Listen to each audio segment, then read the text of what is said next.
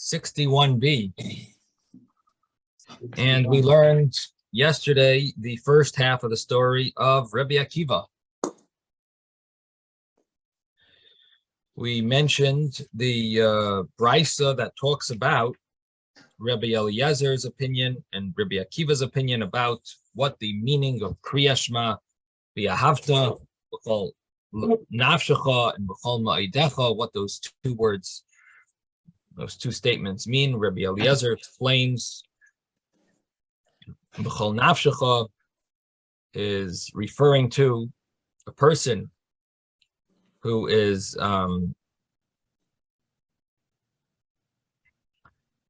it says B'chol Nafshecha for someone whose gufa is chaviv olav yoser mimamayna, chaviv olav mimamayna, that his body is more cherished by him than his money.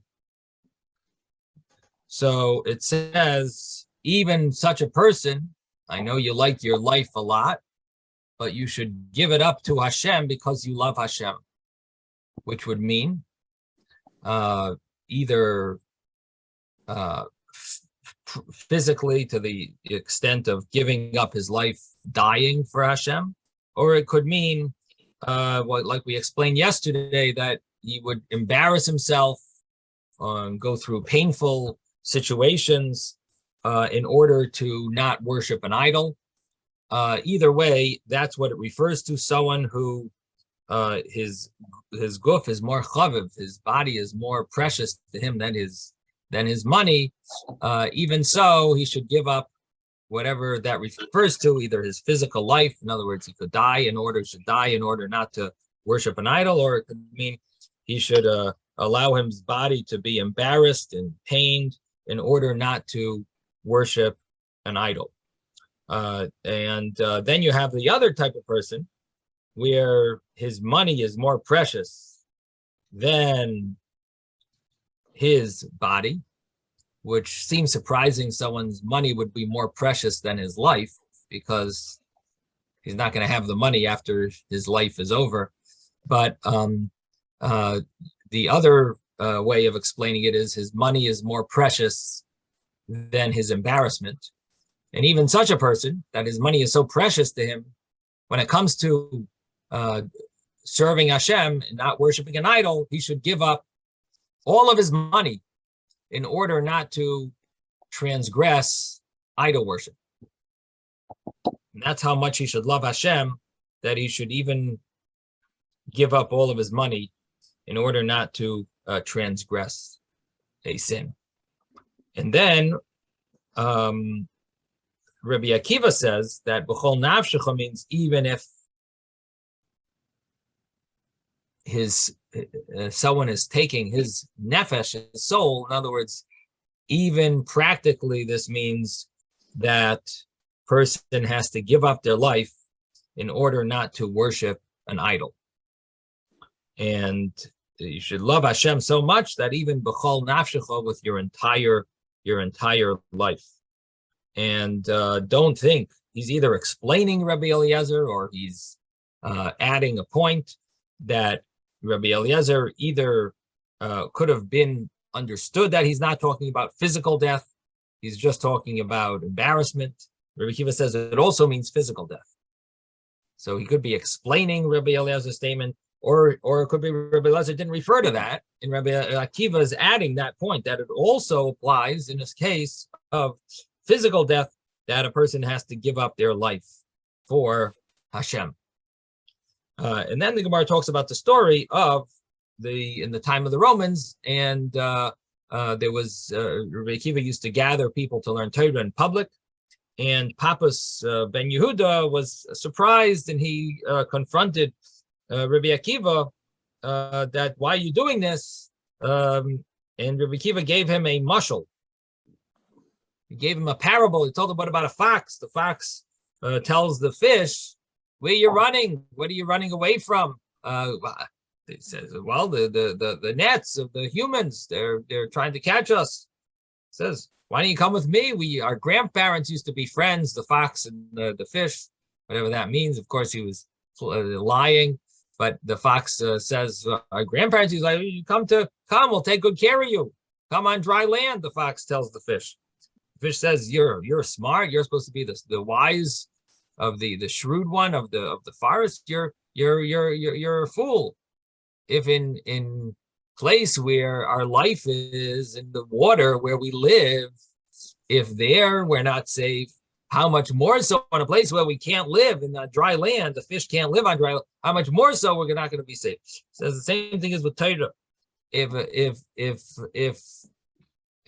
in a place where our life is, which is the Torah, if here we're afraid, how much more so if we don't have the Torah, for sure, we're missing our whole life. So how much more so we should be afraid. So therefore, and he brings a pasuk. He says, "Ki hu chayacha v'irach yamecha." Torah is your life. So if we're mevatel Torah, if we leave the Torah, how much more so we should be afraid of being destroyed. And then the Gemara concludes the story that it wasn't long before they caught Rabbi Akiva teaching Torah, and he was transgressing the decree, and they put him in prison, and they caught Papas ben Yehuda, and they also put him in prison. And he said, "What are you doing here?" He asked Papas, and he said, "You're lucky, Rabbi Akiva. Praiseworthy are you that you were caught for your Mesiras Nefesh of learning Torah, teaching Torah, and woe is to Papas who was caught for Devarim B'Telim, for insignificant matters." See, we have a few hands up over here. I don't know who's first. See, Ben. Yeah, I think I was. The mashal that Akiva is giving to Papas. Who is Papas? Ah, okay. Who's Papas? Do you have any information about this? No, but I want to say, basically, the mashal is calling Papas stupid. Ah.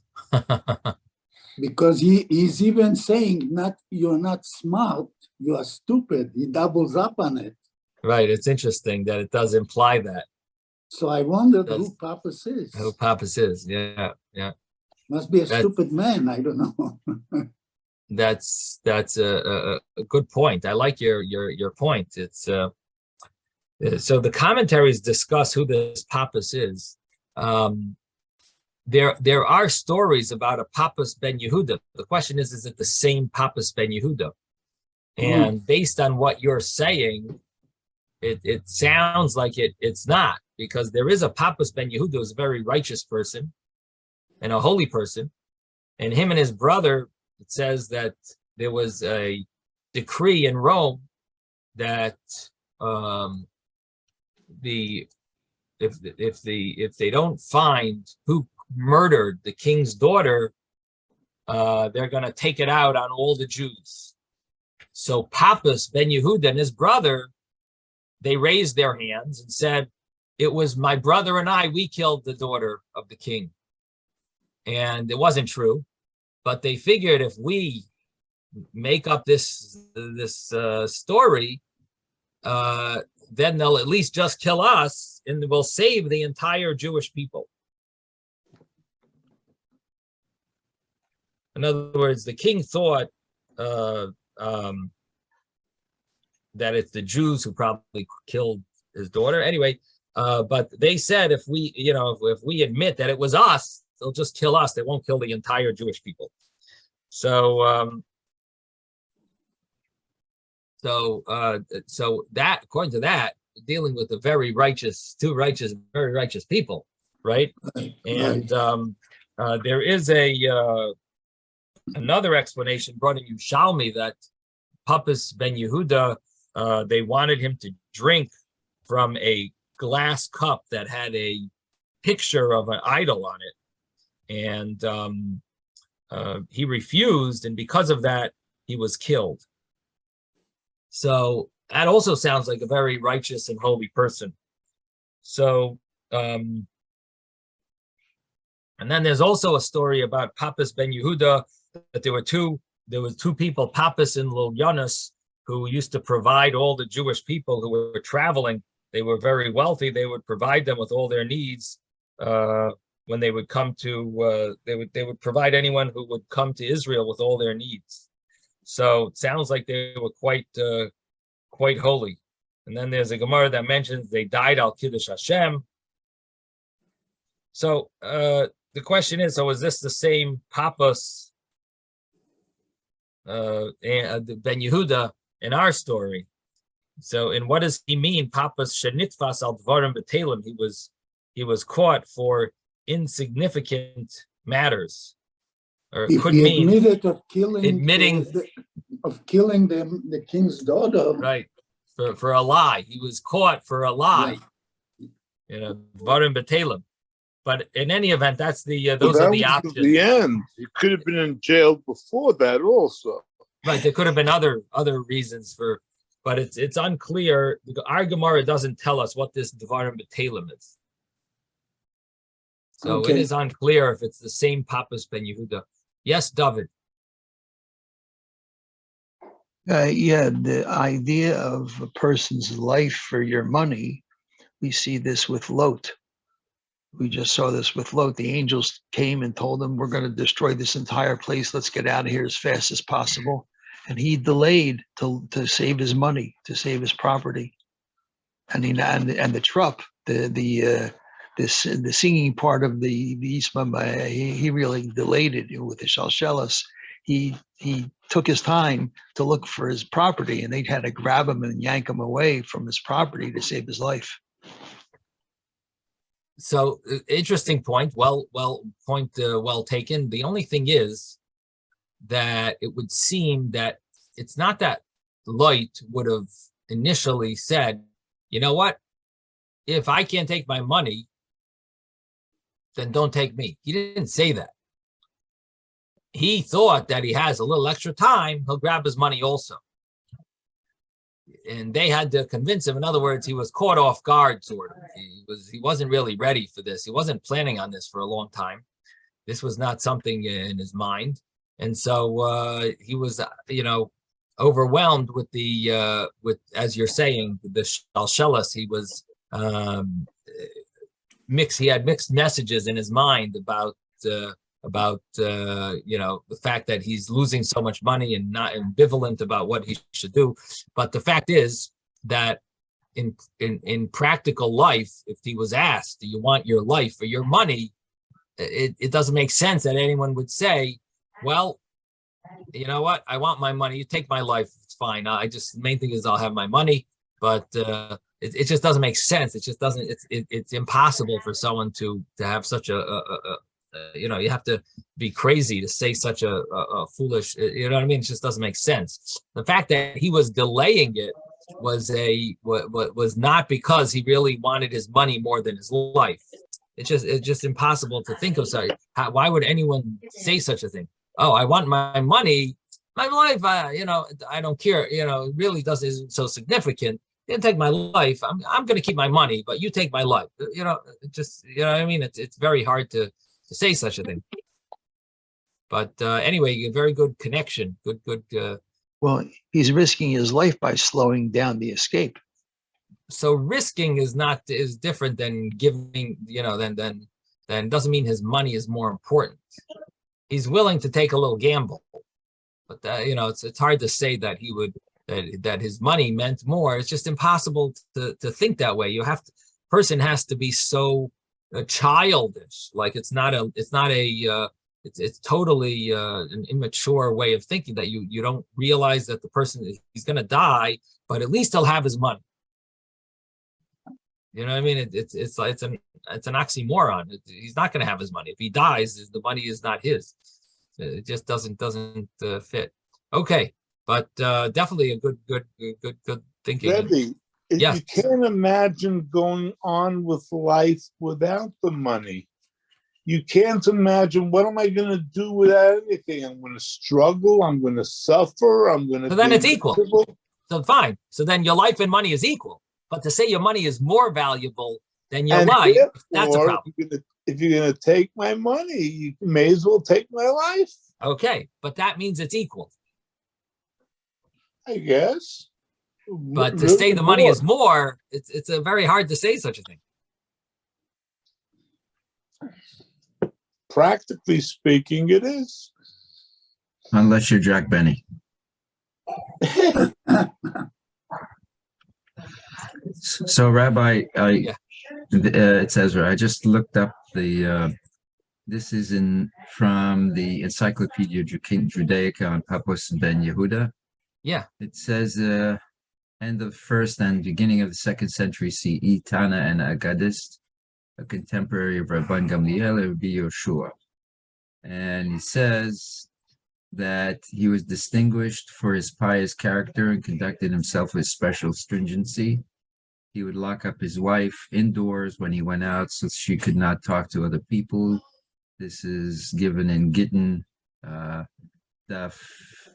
90a. I was trying to say all the positive things. Now you're giving all the lashon hara. No, I'm just telling you what's written here. This behavior was compared by Meir to a man who, when finding a fly in his drink, would throw away both the fly and the drink. And Papus Agadic interpretation of Genesis 3, verse 23, to the effect that man is equal to the angels, was rejected by Akiva. This is explained in Genesis Rabbah 21:5. And a long Agadic discussion between him and Akiva occurs in the Mechil Teber Rishalach Perek Vav.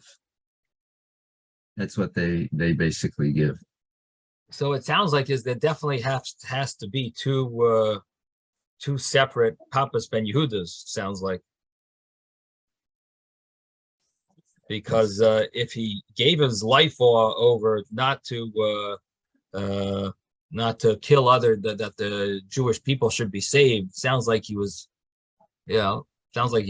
more righteous, and he refused to drink from a glass cup that the king gave him.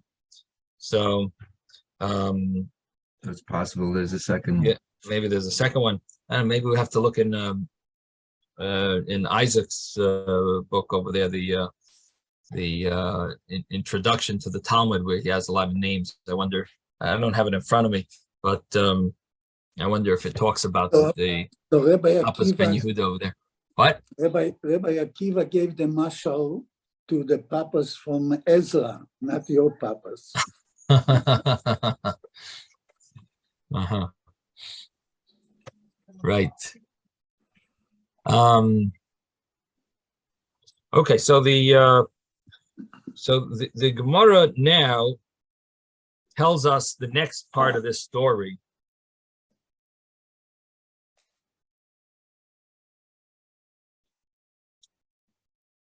And this is the sad part of the story, where Rabbi Akiva is murdered by the Romans. And Rabbi Akiva is one of the Asara Haruge Malchus. And here we have the story. We mention it in the davening on Kippur. And so the Gemara, page Samach Aleph Amud Beis, 61b, we're 3/4 of the way down the page.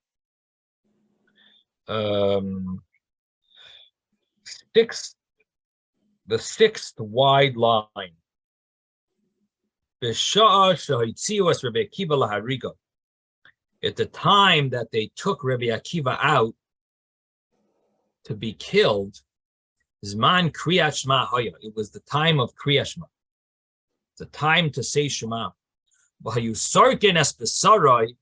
And they were scraping or raking his flesh. B'masrekois shel barzel, with iron rakes.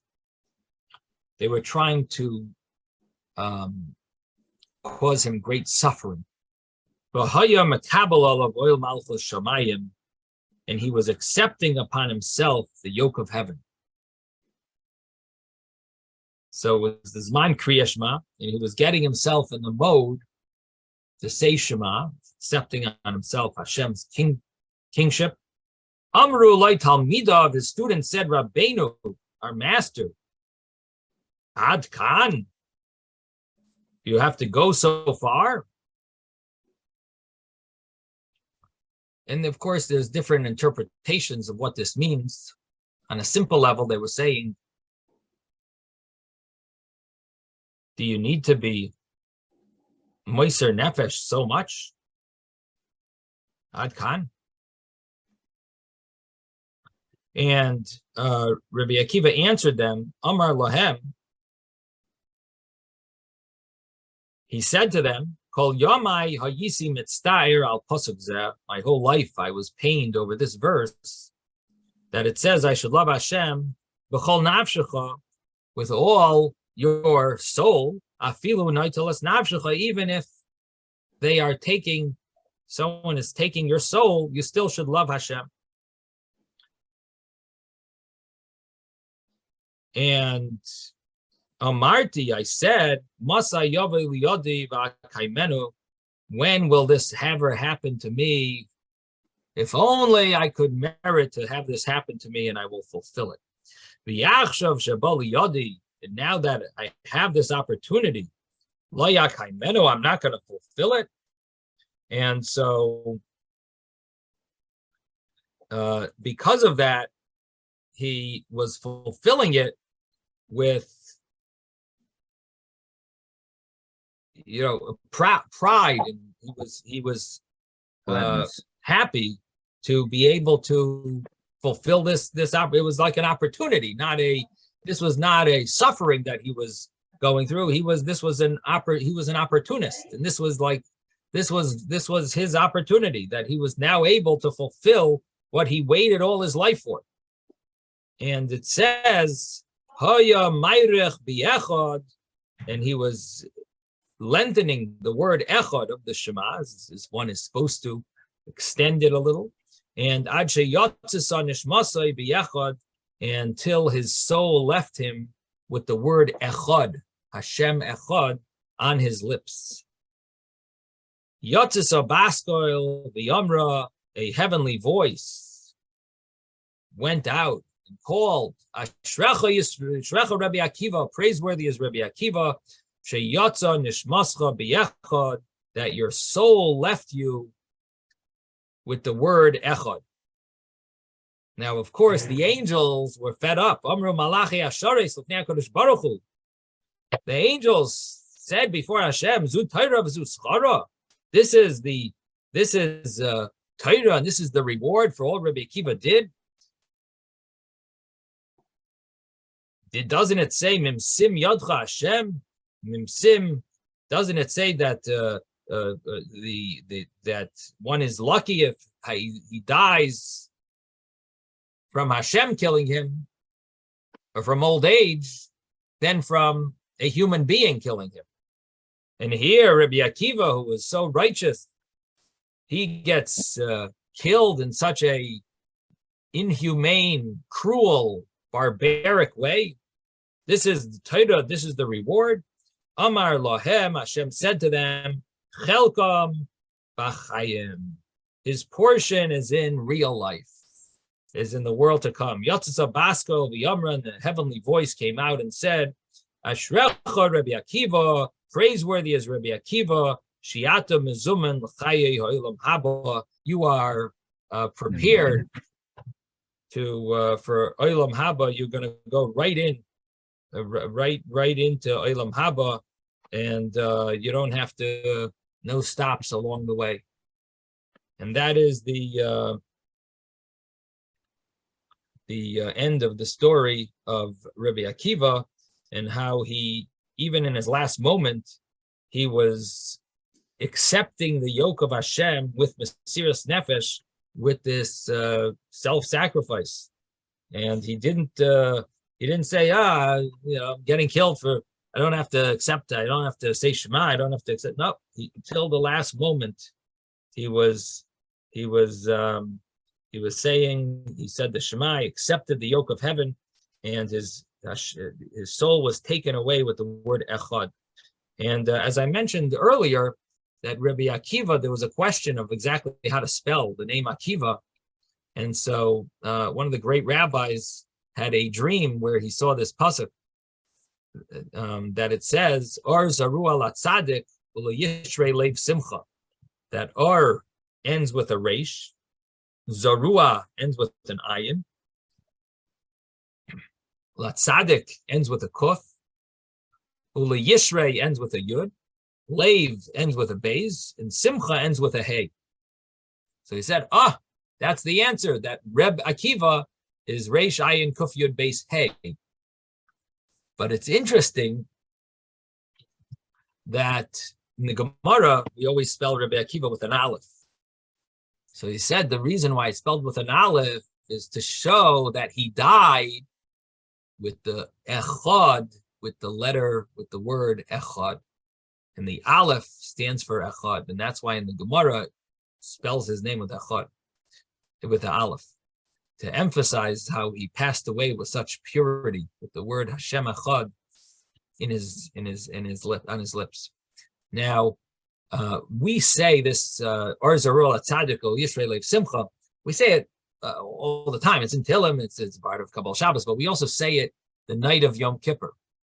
And one of the reasons why we say it the night of Yom Kippur is because Rabbi Akiva passed away.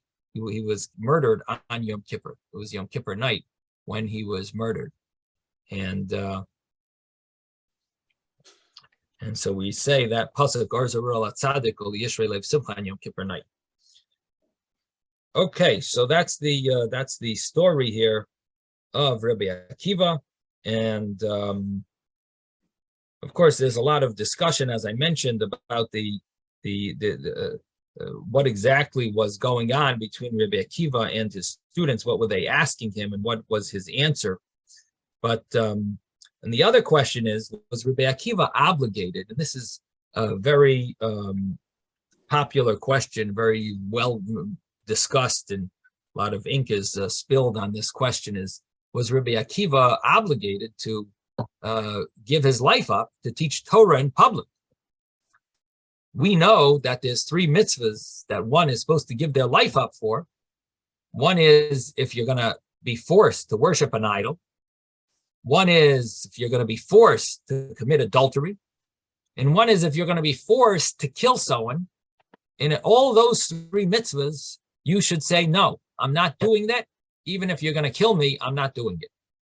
But what about any other mitzvah, studying Torah? Would studying Torah fall into that category? No, it's one of the regular mitzvahs that you're supposed to say, okay, I guess I have to transgress because Torah was given for life. There are 3 mitzvahs that I have to show I love Hashem and I have to let myself get killed. But besides for those 3, Torah is all about life. And it's better to transgress. If someone's very sick on Shabbos, you call the ambulance. You don't question anything. That's what you do. You have to transgress Shabbos to save a life. You have to transgress Torah to save a life. That's part of the Torah. Is l'chai bohem. We're supposed to live. So what was Rabbi Akiva doing by giving up his life? It seemingly he's not even allowed to. How could he have given up his life to teach Torah when there was a decree that if you try to teach Torah, you're gonna be killed? This was a case where it's a question of life and death, and we're obligated to transgress. And look at what Rabbi Akiva did. Rabbi Akiva gave his life up when he wasn't supposed to.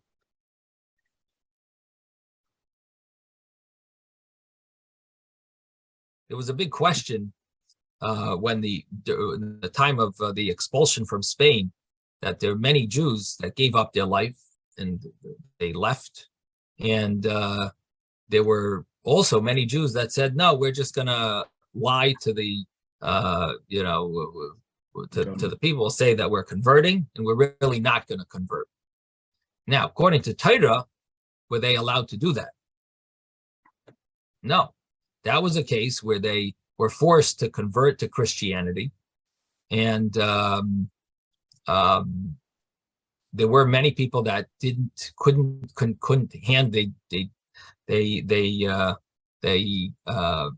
decided, they chose to why not, let's just pretend to be Christians, and secretly we'll be we'll keep Torah. Now, according to halacha, they were really supposed to give their life up, but they didn't. Okay, here you have the opposite case. here the case is that they were not supposed to, he was not supposed to give up his life, Rabbi Akiva, and he did. He gave his life up when he wasn't supposed to. So it's interesting. There is a whole discussion among the halachic codifiers. Is that acceptable? Are you allowed to give up your life if you don't need to for Torah? The opposite way around, you're not allowed to. You're not allowed to let yourself live when you're supposed to. Our Gemara says you have to give your life up, not to convert to Christianity, not to worship an idol. That's what our Gemara said. That was our Gemara before. That we said, Rabbi Akiva says, B'chol nafshecha, afilu noitelas nafshecha, even if he's taking your soul, even if they're going to kill you. Spanish, the expulsion from Spain, Inquisition, the Spanish Inquisition, they were supposed to give their life. Afilu noitelas nafshecha. That's the practical meaning of our Mishnah and the Brisa that we learned as well. That even if he's taking your soul, you have to give it up. I once came up with a theory that maybe all the soldiers in Israel that are killed, maybe they come from a soul that was meant to give their life up for Hashem in the Spanish Inquisition, and maybe they transgressed then, and maybe this is a Gilgal. And they're giving their life up for the Yidden. They're giving their life up for Hashem. Maybe it's somehow like a tikkun. I was just a above mice. It's my own thought, but it's interesting how many people are meiser nefesh. They give their life up for Hashem. They're basically giving their life up for the Yidden, for other Yidden. But so this is the question on Rabbi Akiva. Yes, David. Yeah, besides the three main mitzvahs that you give up your life for, there's a fourth thing that the rabbis say, that if somebody is trying to uproot Judaism, even with not one of those three things, that a person should or could give up their life for, because the thing that's being forced on them is to uproot Judaism. So that little, we have to tweak what you're saying a little, but along those lines is one of the answers given. And let me read for you how the Rambam puts it. And the Rambam talks about these laws in the beginning book of the book of Mada, laws of Yesodei HaTorah. So the Rambam talks about in chapter 5, talks about when is one obligated to give their life up for Hashem? So he starts off by saying every Yid is obligated on Kiddush Hashem. It says, "V'nekdashti b'seich b'nei Yisrael." Person should sanctify Hashem's name, and we're obligated not to desecrate Hashem's name. And what would be a case of this? When a person is standing to force a Yid to transgress one of the mitzvahs in the Torah. So in such a case, we normally will say, V'chai bohem, you're supposed to live and not give your life up. And if a person gives their life up when they're not supposed to, and this is the Rambam's opinion, the other rabbis that argue, if a person gives their life up for any regular mitzvah, and they're not supposed to, he is responsible for his life. And when does this apply to all regular mitzvahs, all other mitzvahs, except the big three? But the big three, if a person says, transgress one of these, or you will be killed, a person should give up their life and not transgress. So those are the big three, as I mentioned, worshiping idols, committing adultery, and murder. Now, when does this apply? This applies when the non-Jew has in mind for his own benefit. He wants you to build him a house on Shabbos. But if he wants you to transgress a sin, he wants you to transgress one of the commandments, and he's doing it because He just wants you to transgress, not for his own. He's not benefiting from it physically. He's not having you build him a house or something. It's not like you transgressing Shabbos in order to benefit him. He just wants you to transgress your commandments. So then there's a difference between if it's in public or in private. If there's 10 Jews around, then a person should give up their life and not transgress, even for any mitzvah.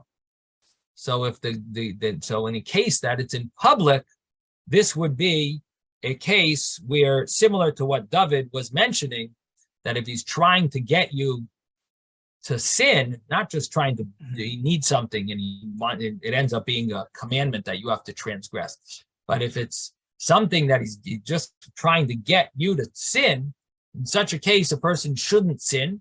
You should give up their life and not sin. And this is if it's in public. If it's in private, it doesn't apply.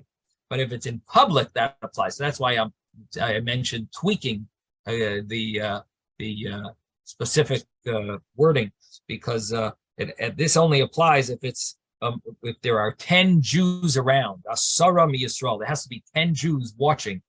And this is the fulfillment of the mitzvah of sanctifying God's name in public. Now, this all applies, and this is another point that also could go along with what David was mentioning, that if it's a time of a decree, so there's one thing where it's one person getting you to sin against Hashem, and then there's a time when there's a major decree from the government, and it's like the king. Give the example the Rambam gives is like the king, wicked king like Nebuchadnezzar and his friends who destroyed the Beis Hamikdash. If one of them make a decree against the Jews to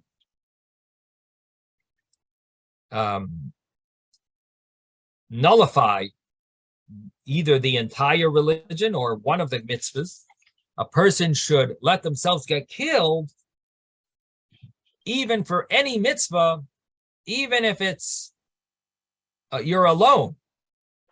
So whether you're in a group or whether you're alone, because it's a time of shmad, it's called, in a time of shmad, in a time of gezerah, where there's a decree against the Jewish people, then that would be another example for all mitzvahs. A person should give up their life. Now, what happens if a person transgresses and doesn't follow these rules? What does that mean? So, for example, he's supposed to transgress and not get killed, and instead he lets himself get killed, and he wasn't supposed to. So the Rambam says he is guilty, accountable for his life.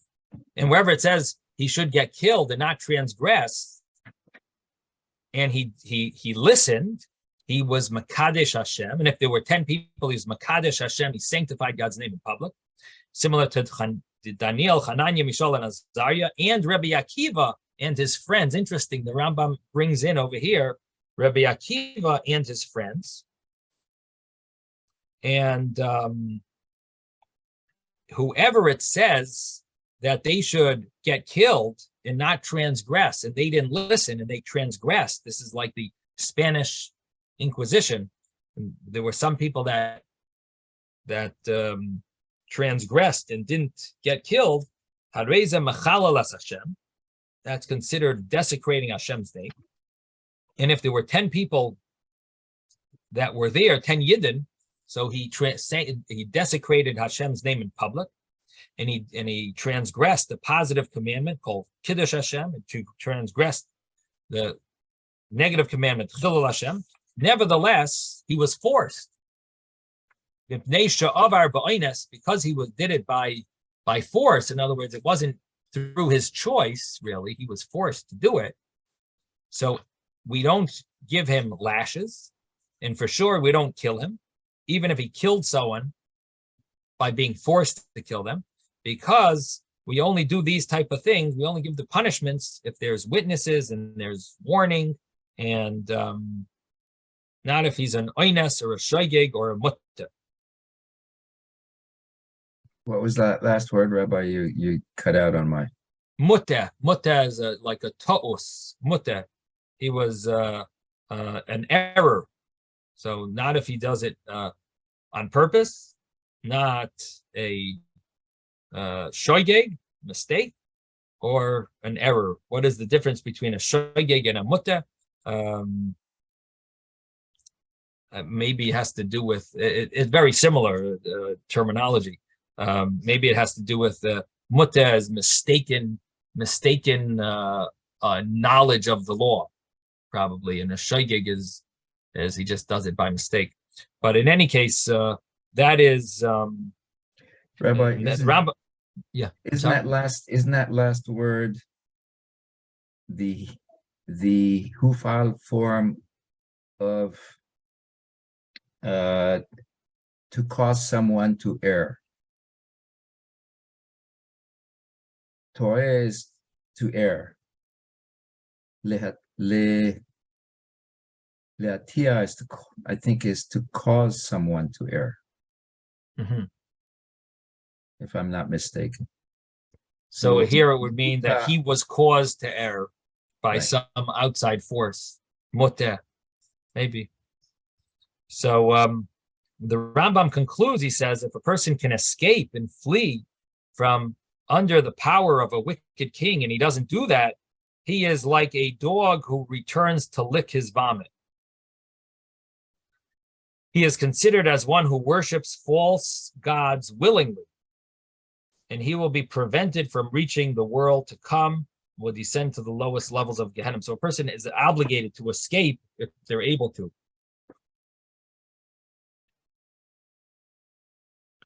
Now, there was a whole question if the Jewish people who violated these laws, if they could be counted for a minyan afterwards, because there were those that gave up everything to leave, and they were like angry that there were Jews who didn't give up everything, and of course we accept them. We accept them back. They are still accepted back into the Jewish people. They were forced to sin, and so interesting. There was a big discussion, debates about it, to the extent that they wanted to initiate the Sanhedrin court to be able to give lashes to anyone who transgressed, in order, not because they're obligated in lashes, but in order to atone for the sin that they desecrated Hashem's name. In any event, that is the Rambam. So what comes out from here is there's two ways of explaining Rabbi Akiva. One way is either, number one, this was a place of a decree, a time of a decree, and therefore he was obligated to give up his life for any mitzvah, anything, even a custom. It says he's obligated to give up his life. And the other point, the other option is that even if it wasn't considered Shas Hashmad, even if it wouldn't be considered a decree from a evil government, although it clearly says that it was Malchus Harisha, but the other option is that Rabbi Akiva was a case of public. This was a public Torah study that he was used to doing, and if he would have not continued teaching Torah in public, this would be a public desecration of God's name, where they are telling him he will get killed if he continues teaching Torah. And they're not doing that for their own benefit. They're doing it to make him transgress. And this would be an act done in public. So in such a case, this would be an obligation of Rabbi Akiva to transgress the, I shouldn't say transgress, to allow himself get killed and not live, not stay alive and do the mitzvahs, but allow himself to go against the decree, teach Torah, and get killed, even though this is not one of the big three, but it's not one of the big three, but it's a case of public transgression. Public, it would be considered done in public. So it's either because it's a Shas Hashmad or because it's a case done in public. And interesting that the Rambam mentions that if it was done amongst 10 Yidden, he sanctified Hashem's name in public, similar to Daniel, Hananiah, Mishael, Azariah, and Rabbi Akiva and his friends.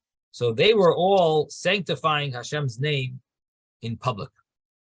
I guess it's both.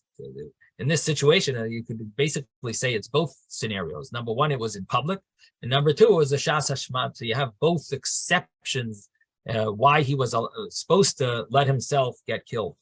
Okay, so that's basically answering this this issue. There is a commentary that says an interesting insight that we find the Gemara. The Gemara mentions in Sanhedrin that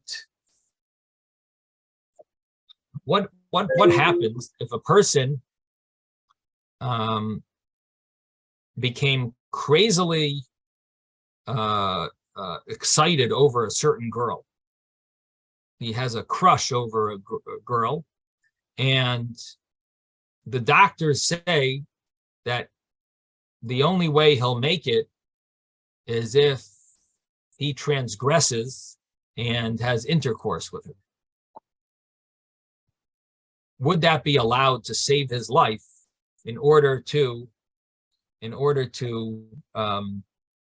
would that be allowed to save his life by transgressing? Let me just pull it up here. Tomorrow, maybe I'll share screen. Let's see.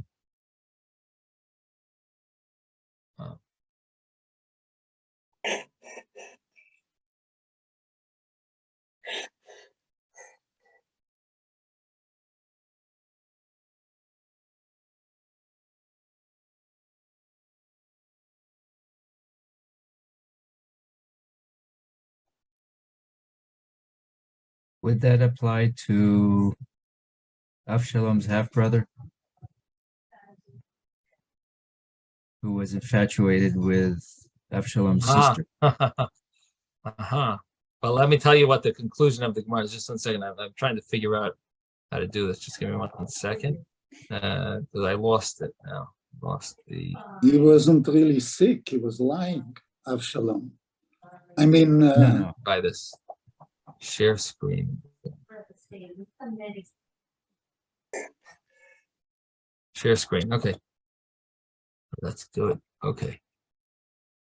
So here, if you all see this 75a, this is the Sefaria. And Amar Rav Yehuda, you see this Gemara over here? yeah. Can everyone see it? Yeah. So Amar Rav Yehuda Amar Rav Ma'aseh B'Adam Echad, it was a story with one man, Shenosan Einov B'Isha. He placed his eyes on a woman, B'Isha Achas, one woman. Behela Li Baitina, his heart had a package, had a big heavy weight. Ubo V'Shola L'Reifim, in other words, he had a weight, a passion in his heart. He had this passion for her. Ubo V'Shola L'Reifim, they asked the doctors. They said there's no hope. Ad Shati Boil, until she has relations with him. And Amr Chachamim, the rabbi said, Yamos, he should die. Let him die. V'al Tiboil, and she should not have relations with him. So then they asked him, how about if she just stands in front of him naked? They won't have intercourse, but at least it'll allow him that pleasure of seeing this woman who's naked, and he'll be able, maybe it might help him live. So the Gemara says, Yamos, let him die. She should not stand naked in front of him. So the Gemara says, what about to stop? They asked the doctor said, what about She speaks with him. Let her speak to him from behind the wall. And so she'll be naked behind the wall. And or according to one way of explaining it is that she'll be naked behind the wall, and he'll know that she's naked there. And by hearing her voice and knowing that she's naked, maybe it'll give him that pleasure, and he'll be able to live. And the Gemara says, even there, Yomos v'lei tesaper imay me'achorei hageder, let him die, and she should not even speak from behind a fence. And now the Gemara afterwards has an argument. Is this woman an Eishes Ish? Is she a married woman? Or is she a Pnuya? Is she a single woman? Because if she's a Pnuya, it's not such a big sin. If they even, she's not, it's not like, it's not adultery. She's, theoretically, they could even get married.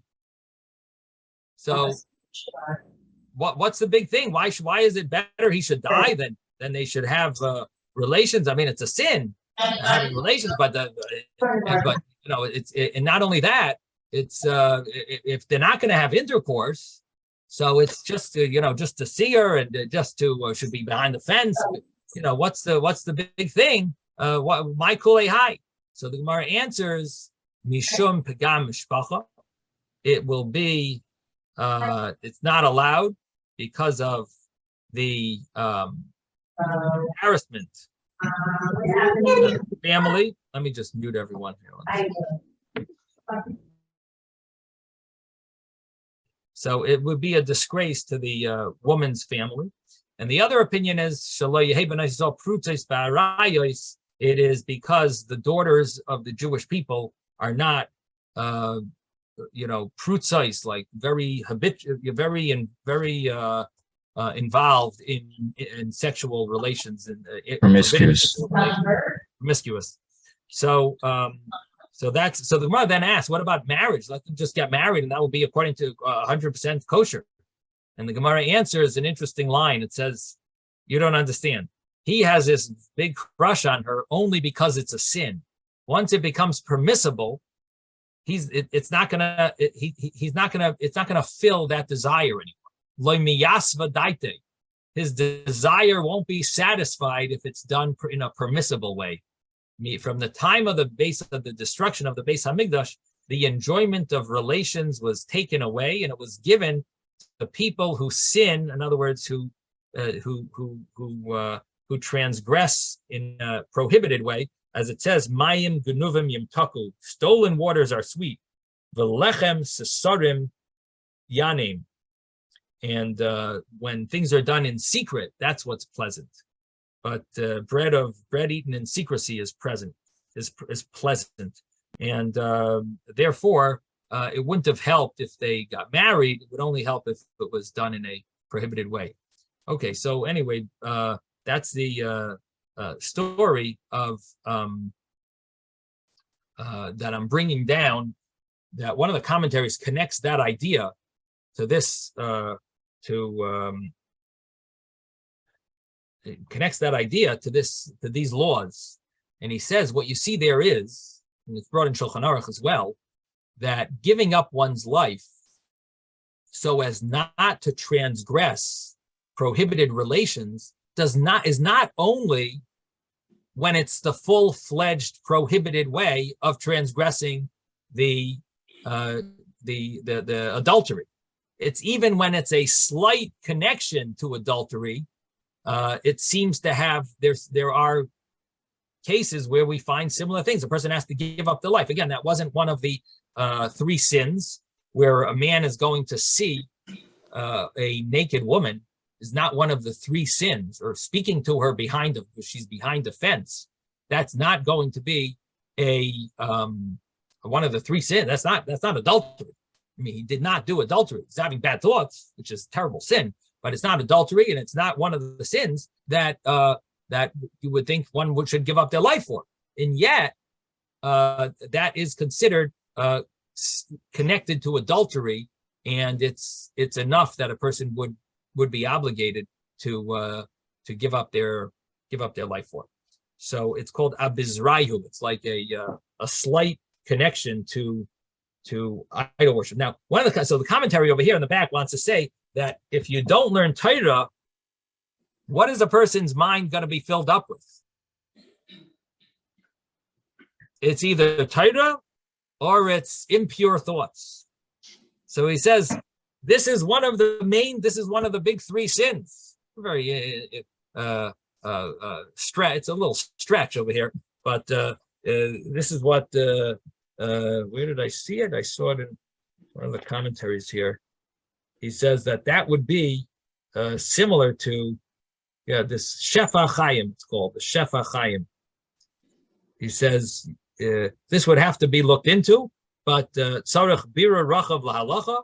But what you see is that Rabbi Akiva considered bittul Torah abizrayu de gilei arayos. This is a slight prohibition of adultery, because only through learning Torah can you save yourself from impure thoughts. And therefore, he considered this a case where it's better to give up his life to try to keep people learning Torah. And he was willing to give up his life to gather these gatherings and to save people, that they shouldn't transgress the prohibition of Eloi Sosuru, to go after one's thoughts. So that's I think the point that he's making is that there's an interesting, you have to know where to draw the line, how far, but a person does have to be extra careful when it comes to these prohibitions, especially adultery, because even a slight adultery does carry with it, at least in some laws, some of the laws apply. In other words, giving up one's life in certain scenarios where it's not full-fledged adultery, you do find that the law has application. It's brought in Yeridea in the Shulchan Aruch. It's brought down. Let me pull up the Shulchan Aruch here in Yeridea, Halacha, and in Shulchan Aruch, Yeridea, 350.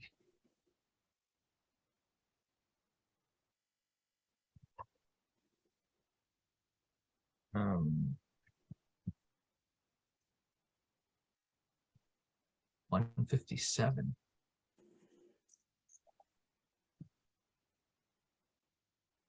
So these laws of the Rambam, here it mentions in the laws of Yeridea, talks about them, and it says all the averos of the Torah, besides avodah zarah, giluras, shfichas damim, a person should transgress them if they're going to get killed. If it's in sinah, in a without 10 yidden. But if a person wants to be machmer on himself and get killed, he's allowed to. In a case where the non-Jew isn't intending just to benefit, but he's intending to get you to sin. And if it's b'far hesya, if it's in public, then even then any mitzvah is obligated to get killed. The same that same law as the Rambam brings, and then he mentions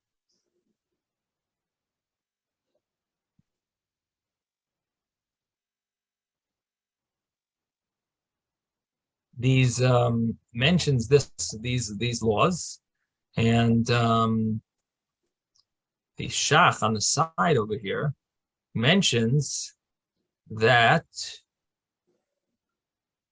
Oh, 1 second.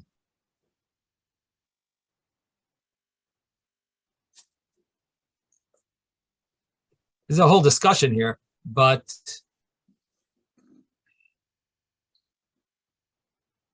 the Ramah, it's really in the Ramah, it says any Isra avodah zarah gilei shfichas damim, even if it's not the full-fledged prohibition, even though there's no death penalty, it's only a lav bialma. You have to let yourself get killed. So what that refers to is that, meaning that you didn't do the full-fledged sin, and it's only a partial, similar to the sin of adultery, but it's not the actual sin. And the source of this, the Shach brings down, the Sifsei Kain brings down on the side, is this Gemara that I quoted for you, that it's that you see over there, that even a partial adultery is considered like adultery, and that's where the question would be: would you be allowed, like for example, to kiss or to hug a prohibited woman and things like that? These would all be part of this situation where a person would be obligated to give up their life in order not to do something that could lead to, it's called leisikravu.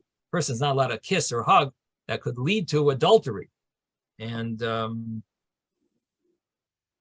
And so it's quite a powerful rule that, in other words, that it's not only the actual act, but even things that could lead to it are also part of this prohibition.